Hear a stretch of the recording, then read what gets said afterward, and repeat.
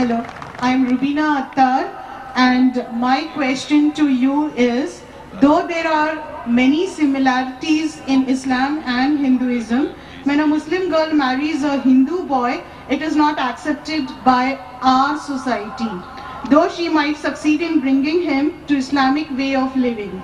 Yet, when a Muslim boy marries a Hindu girl, converts her to Islam, but later on she never accepts Islamic etiquettes, so what should be done?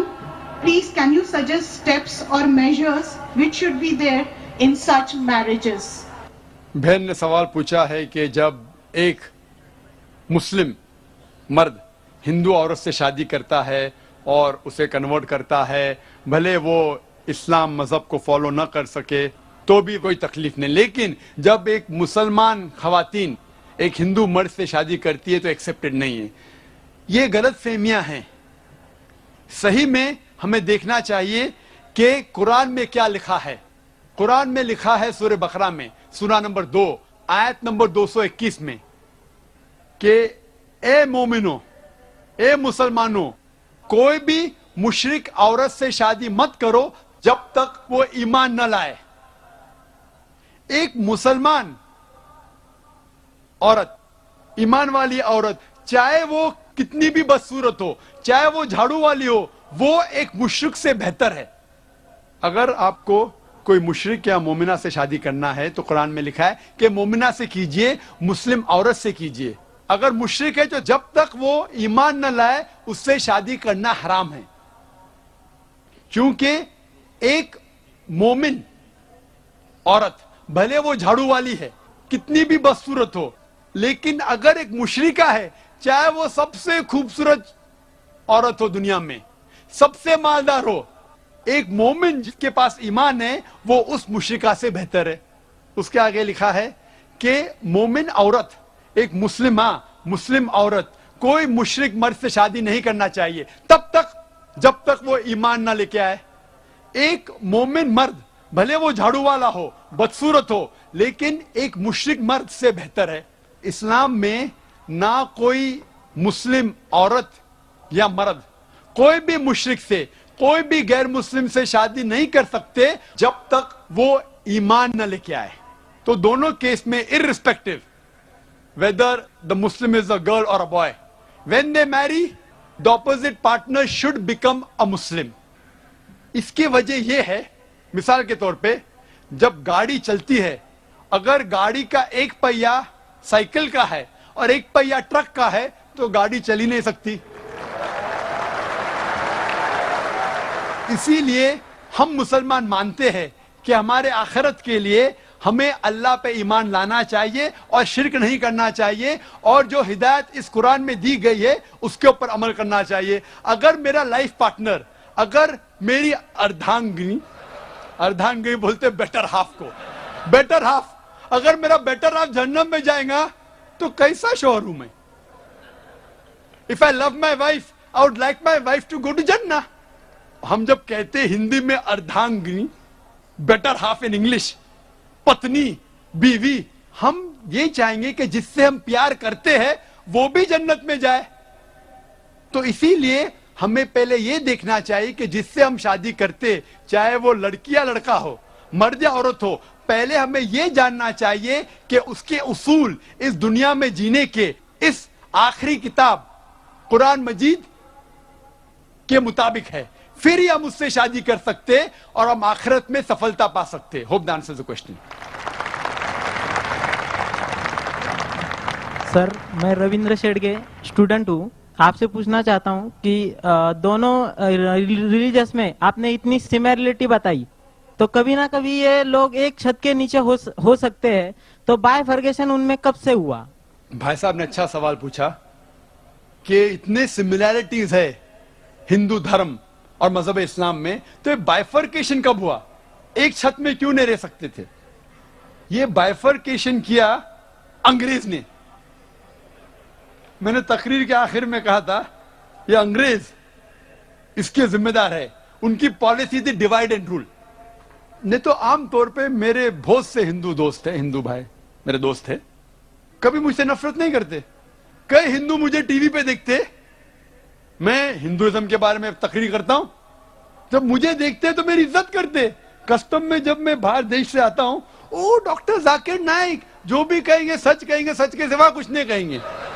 جیسے کہ میں court میں جا کے کتاب کے اوپر ہاتھ رکھ رہا ہوں, وہ جانتے ہیں میں مسلمان ہوں, میری ٹوپی, میری داڑھی, کوئی بھی مجھ سے یہ نہیں کہے گا کہ میں ہندو دھرم کا ماننے والا ہوں, لیکن میری عزت کرتے. کیوں؟ کیونکہ میں حق کی بات کرتا ہوں. یہ انگریز لوگ نے چنگاری ڈالی اور ہمیں بٹوایا, لیکن وہ ذمہ دار ہے, دوسرے ذمہ داری ہماری بھی ہے. اگر کوئی ہم میں جھگڑا پیدا کرنا چاہتا ہے اور ہم اس کے جال میں آ جاتے تو غلطی ہماری بھی ہے.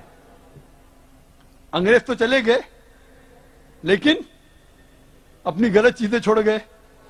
اسی لیے میں کہتا ہوں پولیٹیشین سے, آپ دنگے فساد کیوں کرتے؟ لیکن میری یہ درخواست ہے کہ کم از کم آپ اپنی دھرم کی کتاب کو پڑھو. اختلاف ہے, میں یہ کہوں گا کہ ہندو دھرم اور مذہب اسلام میں اختلاف نہیں ہے تو میں سب سے بڑا جھوٹا ہوں. انٹرفیتھ ڈائلاگ ہوتے, سارے سرو دھرم ایک. وہ ہندو آ کے کہتا ہے کہ ہندو بھی صحیح, عیسائی بھی صحیح, اسلام بھی صحیح. عیسائی پریسٹ آ کے کہتا ہے سارے دھرم ایک ہے, ہندو بھی ایک ہے, کرسچینٹی بھی ایک ہے, اسلام بھی ایک ہے. کوئی مسلم کو پکڑتے بکرے کو اسٹیج پہ لے کے آتے, وہ مسلم بھی کہتا ہے سارے دھرم ایک ہے, ہندو بھی ایک, کرسچینٹی بھی ایک اور اسلام بھی ایک. میں کہوں گا وہ ہندو پنڈت سے کیا آپ اسلام قبول کریں گے؟ وہ کہیں گا نہیں. وہ کرسچن سے کہیں گا کیا آپ ہندو بنیں گے؟ وہ کہیں گا نہیں. میں کہوں گا مسلمان سے کرسچن بنیں گے؟ وہ کہیں گا نہیں. میں یہ کہتا ہوں اختلاف تو ہے, کم از کم وہ چیز جو یکساں ہے سارے دھرموں میں, اس کے اوپر کم از کم ہم عمل کریں. میری ایک درخواست ہے, کم از کم آپ اتنا مان لو کہ دنیا میں کم از کم ایک کتاب خدا کی ہے اور 100% صحیح ہے. ہندو بولے گا مجھے اعتراض نہیں, وہ ہندو کہیں گا مجھ سے مجھے اعتراض نہیں, ویدا پوری صحیح کتاب ہے. وہ کرسچن کہیں گا مجھے اعتراض نہیں بائبل کو ماننے میں, بائبل خدا کی کتاب ہے 100% صحیح.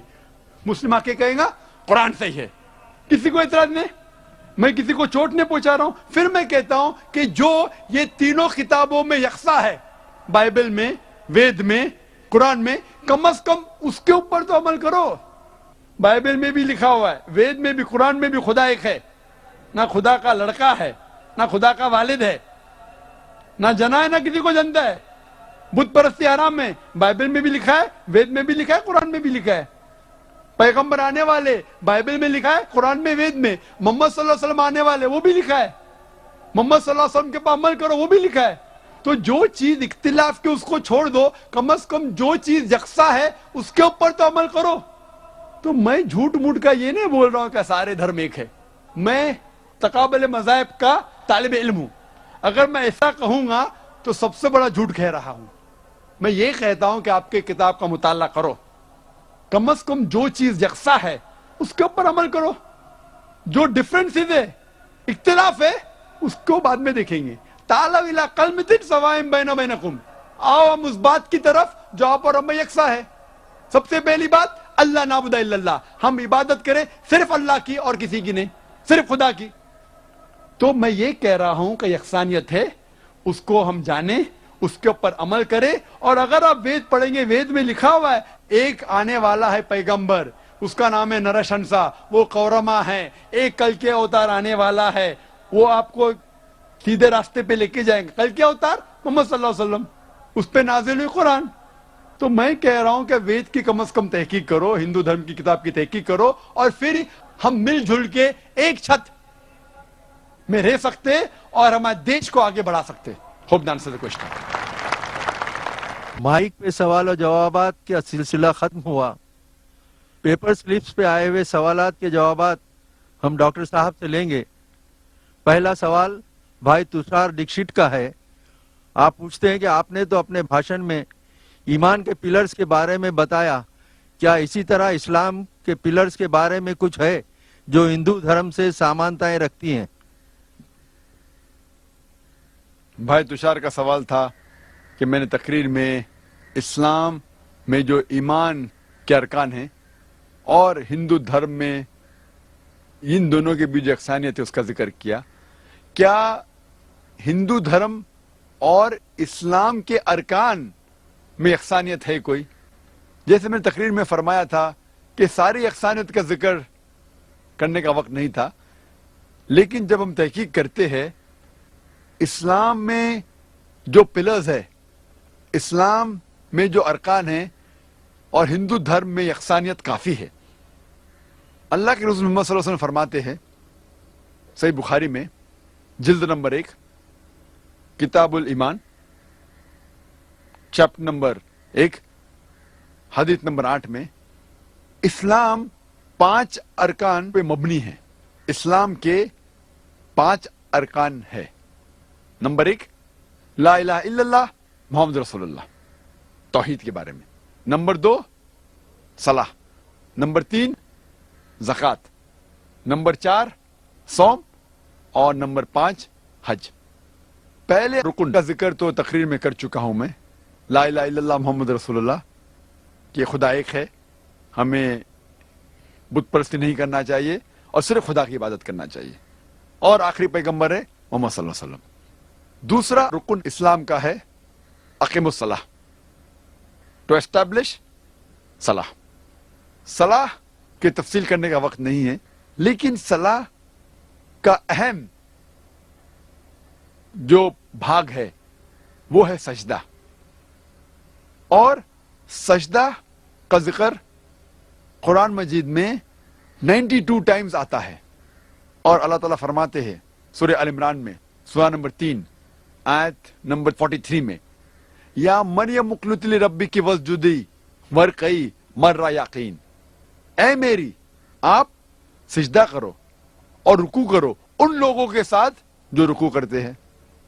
اللہ تعالیٰ فرماتے سورہ حج میں سورہ نمبر 22 آیت نمبر 77 میں، یا الذین آمنوا، اے ایمان والو رکوع کرو اور سجدہ کرو اور اللہ کی عبادت کرو تاکہ آپ سفلتا پائے۔ سجدہ کا کئی جگہ ذکر ہے۔ جب ہم ہندو دھرم کی کتاب پڑھتے ہیں، ہندو دھرم کی کتاب میں ذکر آتا ہے شاشٹانگ کا۔ شاشٹانگ، شاشٹانگ کے معنی کیا ہے؟ سا، آش اور انگ۔ سا کے ساتھ آشٹ آیا ہے، آشٹ کی معنی ہے 8، اور انگ کی معنی ہے جسم کا حصہ۔ تو شاشٹانگ کے معنی ہے 8 جسم کے حصے۔ اس کا مطلب ہے جب اللہ کی عبادت کرتے ہیں، خدا کی عبادت کرتے ہیں، تو 8 جسم کے حصے لگنا چاہیے۔ افسوس کی بات ہے جب ہم ہندو کو دیکھتے شاشٹانگ کرتے ہوئے، وہ پورا زمین پہ لیٹ جاتا ہے، سارا بدن زمین پہ لگتا ہے، لیکن صحیح لفظ کی معنی ہے 8 حصے بدن کے لگنا چاہیے۔ جب ہم سجدہ کرتے ہیں تو ہمارے 8 بدن کے حصے لگتے ہیں زمین کو، ماتھا، ناک، 2 ہاتھ، 2 گھٹنے اور 2 پیر، 8 حصے۔ ہم جب سجدہ کرتے ہیں اسی طریقے سے عبادت کا طریقہ دیا گیا ہے ہندو دھرم کی کتابوں میں۔ تیسرا رکن زکوٰۃ، کہ ہر مسلمان جو 85 گرام 85 گرام سونا سے زیادہ اس کے پاس بچت ہے، اسے ہر قمری سال 2.5% خیرات میں دینا چاہیے۔ اور زکوٰۃ کی معنی ہے ٹو گرو، ٹو پیوریفائی، بڑھاوا، پاک کرنا۔ اگر ہر امیر انسان دنیا میں زکوٰۃ دے تو غریبی ہٹ جائیں گی، کوئی بھی انسان بھوک کے مارے نہیں مرے گا۔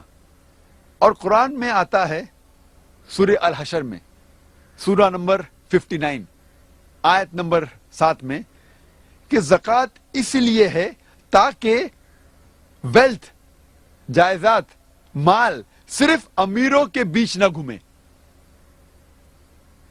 The wealth does not circulate only amongst the rich۔ اور جب ہم پڑھتے ہیں رگ وید میں کتاب نمبر 10 پاٹھ نمبر 117 منترا نمبر 5 میں لکھا ہے کہ آپ دان دو، کیونکہ پیسہ ایسی چیز ہے جو آج ایک انسان کے پاس ہے، कल दूसरे इंसान के पास है। जिस तरीके से गाड़ी का पहिया घूमता है उस तरीके से माल घूमता है। खैरात के बारे में भगवत गीता में भी जिक्र है, पाठ नंबर 16 श्लोक नंबर 3 में, और भगवत गीता पाठ नंबर 17 श्लोक नंबर 20 में है कि खैरात करो। चौथा अरकान सोम। हर बालिग मुसलमान को जिसकी सेहत अच्छी है उसे रोजा रखना चाहिए।